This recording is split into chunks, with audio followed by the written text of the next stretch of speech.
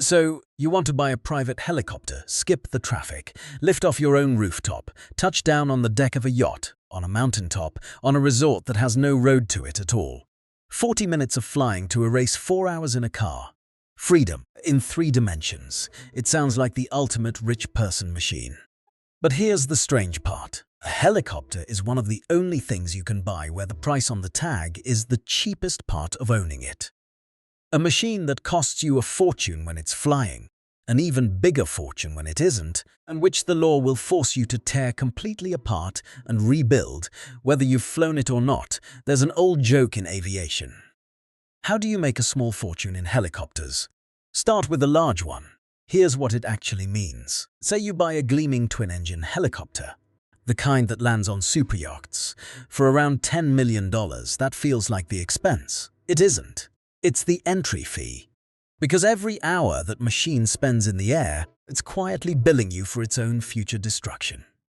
The engines and gearboxes have a legal countdown clock ticking inside them, and when it hits 0, you are required by law to send them off to be rebuilt. A single engine overhaul can cost as much as a brand new Ferrari. Fly a heavy twin hard enough and the meter runs past $2,000 an hour before you've bought a single drop of fuel, and it somehow gets worse when you land.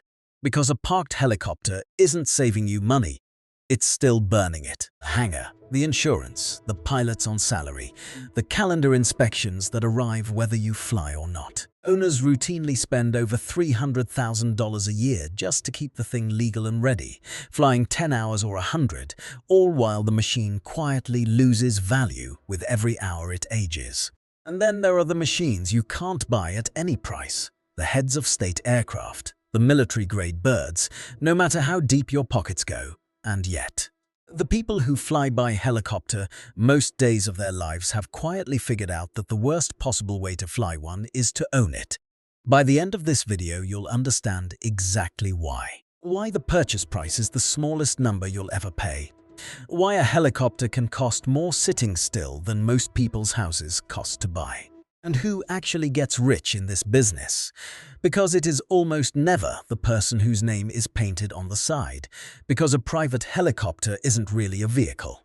It's a machine that converts money into altitude, and the instant you stop feeding it, it converts straight back into a bill. Let's start where every buyer starts. The showroom, because a helicopter isn't one product, it's a ladder, and every rung costs more than the last in ways that are almost funny. At the bottom is the machine most people picture when they imagine owning a helicopter. The Robinson R44. 4 seats, a piston engine, the flying equivalent of a well-built sports car. Brand new, it runs somewhere between $375,000 and $700,000. That's the price of a nice house in most of the world. And in helicopter terms, it's the cheap seats. Fly it, and you'll burn roughly $300 to $500 an hour. Affordable by the standards of this world. Which is exactly why it's the last time anything here will sound affordable. Climb 1 rung. Now you want a turbine engine. Smoother, more powerful, the things serious operators fly. A Bell 407 or an Airbus H125 will cost you between $3 and $4.5 million. 6 seats, the kind of helicopter you see landing at ski resorts and oil fields. The running cost quietly doubles. Climb again, and you reach the world most people actually mean when they say private helicopter. The twin-engine VIP machines. A Leonardo 109 starts around $6.5 million. A Sikorsky Se-76, the helicopter of choice for Wall Street and, famously, for ferrying executives off Manhattan rooftops, starts north of $13 million. 2 engines, because when you're flying over water or a city, 1 engine failing should not be the end of the story. That second engine is not a luxury. It's the difference between an emergency and a funeral. And you pay for it twice, once to buy it, and forever to maintain it. And then there's the top of the ladder, the flying palaces. A Leonardo W139, the machine that lands on superyachts, runs from around $6 million to well over $20 once it's fitted with a VVIP interior. Its bigger cousin, the AW189, can reach $27 million with the presidential cabin. Hand-stitched leather, soundproofing, a bathroom in the sky. At this level, you are no longer buying transport. You're buying a private jet that happens to land where jets can't, and above even that, a tier you cannot buy at all. The heavily modified, countermeasure-equipped machines that carry heads of state and militaries. No configuration page, no price. If you have to ask, the answer is no, so that's the menu. Anywhere from a few $100,000 to $30 million, depending on how high you want to sit. Now, here's where the trap springs shut, because that number, the one you just picked off the ladder, is the last simple number you will ever see. Everything after it is a meter that never stops running. Let's park your new helicopter in its hangar and add up what it cost to do absolutely nothing. First, the hangar itself. A climate-controlled home for a machine that hates rain and sun, $20,000 to $50,000 a year. Then insurance, because you are now responsible for a multi-million-dollar aircraft flying over populated cities. Anywhere from $20,000 to over $100,000 a year, depending on the machine and your experience. Then the pilots. You didn't think you were flying this yourself, did you?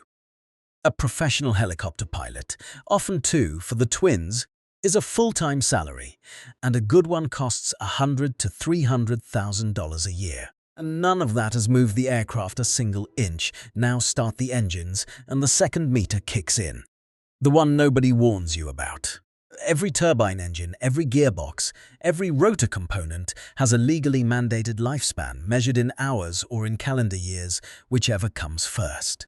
When that limit is reached, you don't get to decide whether it feels fine. The law grounds the aircraft until those parts are overhauled or replaced, a process that can cost hundreds of thousands of dollars per engine. And a twin has two of them.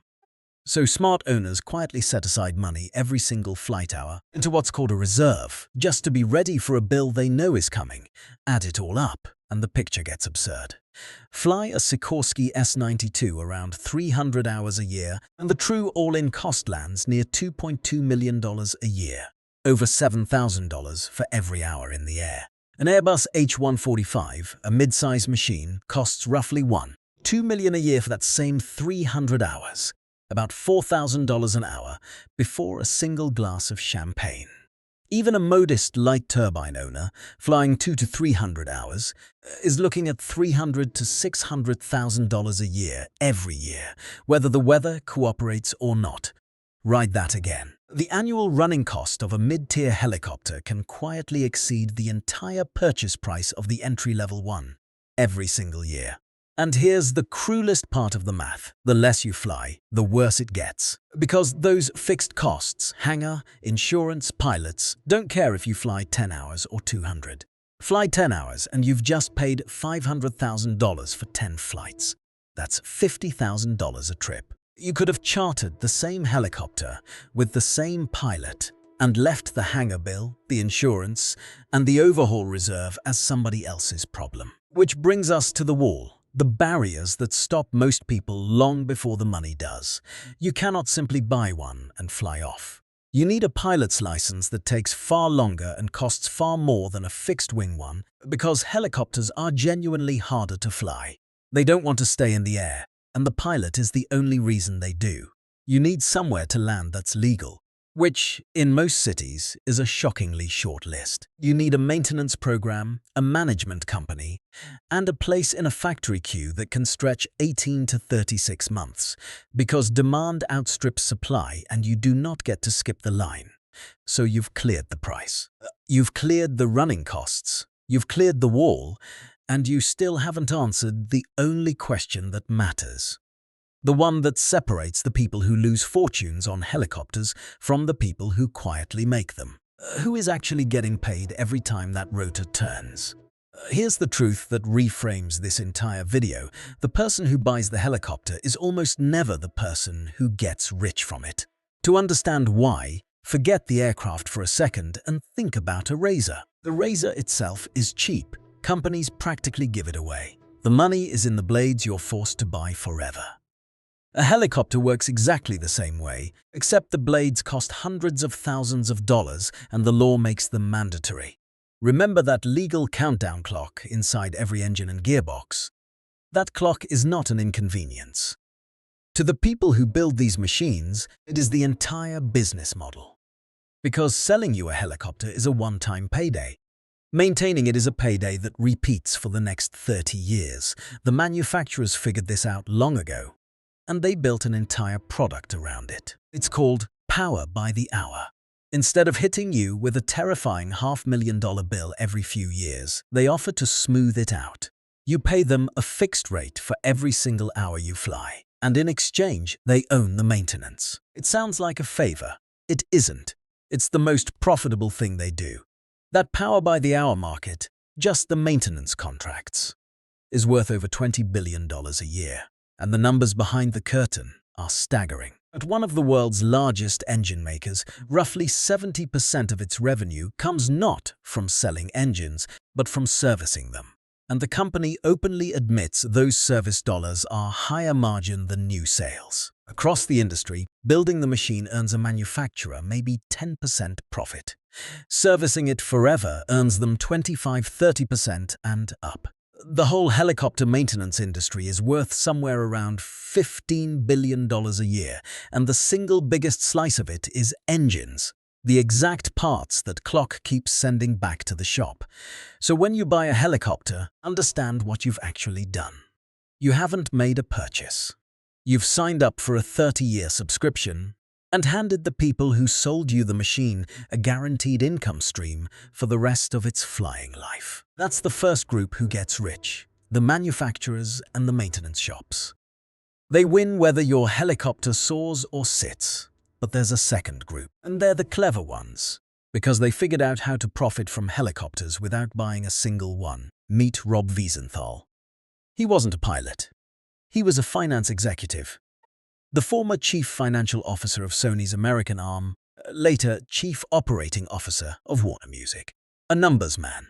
And like a lot of wealthy New Yorkers, he was tired of watching a 40-minute drive to the airport swallow 2 hours of his life in traffic. The helicopter was the obvious answer. Buying one was the obvious trap. He'd run the math. He knew what that idle machine, that hangar, that pilot, that overhaul reserve would cost him every year to fly a few dozen trips. So he asked a different question. Not how do I own a helicopter, but why does anyone? And out of that question, he built a company called Blade. Blade sells helicopter seats. Manhattan to the Hamptons. Manhattan to the airport in 5 minutes instead of 90. You open an app, you book a seat, you fly. It looks to the customer like a helicopter empire. And here is the punchline that explains this entire video. Blade doesn't own the helicopters. It doesn't buy the multi-million-dollar machines. It doesn't pay the hangar bills. It doesn't carry the insurance, employ the pilots, or absorb the depreciation. It leaves all of that. Every expensive, bleeding, sitting still cost this video has described to somebody else. The operators own the metal. Blade owns the customer, the brand, and the app. It captures the profit and holds almost none of the risk. Wiesenthal understood the deepest secret of this business. In aviation, the asset is the liability. The person holding the shiny helicopter is holding the depreciation, the maintenance bills, and the fixed costs. The person holding the customer is holding the money. That's the second group who gets rich. The operators and the platforms who sell access to helicopters they were far too smart to buy. And it's the same logic one level up. In the world of fractional ownership, companies like NetJets, chaired by none other than Warren Buffett, one of the most careful investors who has ever lived. Their pitch is simple. Don't buy the whole aircraft, buy a sliver of one, and we'll manage everything. It's genuinely cheaper than sole ownership for most people. But notice who designed the arrangement, who takes the management fee off the top, and who quietly guarantees to buy your share back later at a value they set after it has lost 30 to 50% of its worth in 5 years. The buyer gets convenience, the operator gets a business. So step back and look at the full picture. The manufacturer wins when you buy and wins bigger every hour you fly. The maintenance shop wins every time a part times out. The charter platform wins by selling your seat without ever owning the seat. The fractional company wins on the fee and again on the buyback. 4 groups, all getting paid, all the way down, and the owner, the person whose name is painted on the tail, the one everyone at the party is impressed by. They're the one paying every single one of those groups. They are quite literally the customer at the bottom of the entire pyramid. Which raises the obvious question. If the math is this brutal, if the smart money builds the app instead of buying the machine, then why does anyone still buy one at all? The answer is that sometimes, for the right person, it genuinely makes sense, and sometimes it goes catastrophically, publicly, tragically wrong. Let me tell you about what happens when the dream meets reality, and the numbers finally decide who was right.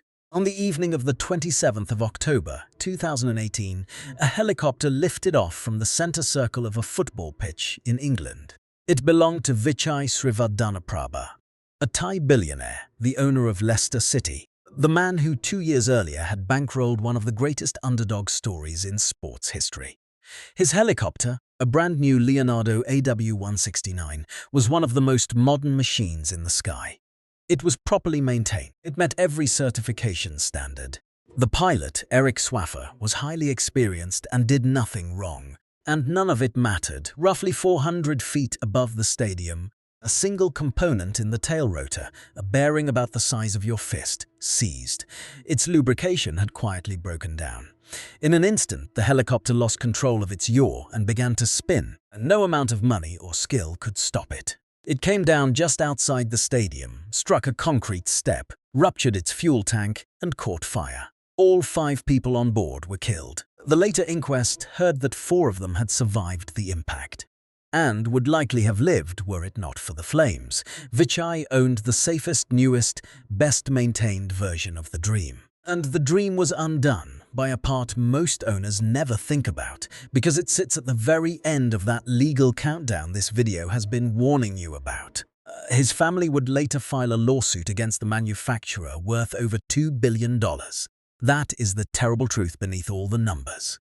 A helicopter is a machine held in the sky by thousands of parts, each one wearing down on a schedule, and the maintenance you resent paying for is the only thing standing between you and physics. And notice, even the people who don't own aren't exempt. When Kobe Bryant died in 2020, he wasn't in his own helicopter, he was in a chartered Sikorsky S-76. The cause wasn't a broken part at all, it was fog. The pilot flew into thick cloud, lost track of which way was up, and flew a perfectly working machine into a hillside. 9 people died, including his 13-year-old daughter, because here is the number the brochures don't print. Flying in a helicopter carries a fatal accident rate many times higher than a commercial airliner. And they operate low, in weather, near cities, where the margin for error is measured in seconds. That is the real premium you pay. Not in dollars, in risk. So knowing all of this, is there ever a version where buying one actually makes sense? Yes. 3, in fact. Let's run them. Scenario 1. The optimist. You are a business that genuinely needs a helicopter, an offshore energy company, a hospital, a billionaire who flies 300 hours a year between properties no road reaches. At that volume, the fixed costs get spread thin, the machine earns its keep, and ownership can be the rational choice. This is the person the whole industry is designed for. It's also a tiny minority of buyers. Scenario 2. The realist. This is almost everyone. You buy the Dream, and then you fly it 50, maybe 80 hours a year. And that's when the math turns cruel. Those hundreds of thousands in fixed costs don't care that you're barely flying. Spread across so few hours, each trip can quietly cost you tens of thousands of dollars, far more than simply chartering the identical helicopter with the same pilot and letting someone else eat the hangar, the insurance, and that ticking overhaul reserve. For this person, the typical buyer, ownership isn't transport. It's the most expensive ego purchase in the sky. Scenario 3. The worst case. You buy, you fly little, and then 1 year a major component times out. A gearbox, an engine overhaul. Suddenly you're staring at a 6-figure bill on a machine that's been sitting in a hangar losing value. Or worse, the machine fails in a way no check can fix. This is the scenario nobody budgets for. And it's the one that ends stories. Which brings us to the future. Because the smartest players in this business have already read all 3 scenarios, and they've placed their bets accordingly. Remember Blade, the company that sold helicopter seats without owning helicopters. In 2025, it was absorbed into Joby Aviation, one of the leaders in a brand new kind of aircraft, the electric air taxi. Quiet, cheaper to run, no roaring turbine, no six-figure engine overhauls, and designed from day one to be summoned from an app, never parked in your hangar. The people who understand helicopter economics best are not trying to build a better helicopter to sell you. They're trying to make ownership obsolete, to turn flight into something you tap a button for, like a car on the street. And that tells you everything. The entire arc of this industry is bending toward the same conclusion this video reached 20 minutes ago. The machine is the liability, and the access is the prize. So, let's return to where we started. You wanted to buy a private helicopter. Now you know what that really means. The purchase price was the entry fee, not the cost. The machine bleeds you when it flies and bleeds you when it doesn't. The law forces you to rebuild it on a schedule that never stops. The people who get rich are the ones who build it, service it, and rent it out, never the one whose name is on the tail. And the ultimate luxury, the thing the truly wealthy have quietly figured out, isn't owning the helicopter at all. It's having the helicopter and none of the burden. Here's one last way to see it. Take the $10 million you were going to spend on that twin-engine dream, and the roughly $1 million a year it costs to keep it flying. Put the $10 million into an index fund, and it might quietly earn you $500,000 a year while you sleep. And you could use that return to charter a helicopter, first class, whenever you actually needed one, and still be richer every single year. So the real question was never, can you afford to buy a helicopter? It's whether you can afford to own one when the smartest money in the world has decided the winning move is to fly in them, and never, ever buy them, because a helicopter doesn't just lift you off the ground. It shows you, in the clearest math imaginable, the difference between looking rich and staying rich. But a helicopter is a rich person's toy. If you want to see that exact same trap scaled up to $1 billion, where the machine is a race car, the running costs could fund a small country, and the people paying to play are some of the biggest names on earth, then you need to see what really happens when someone says the 4 most expensive words in sport. So you want to buy a Formula One team. Click the video on screen. It's already playing.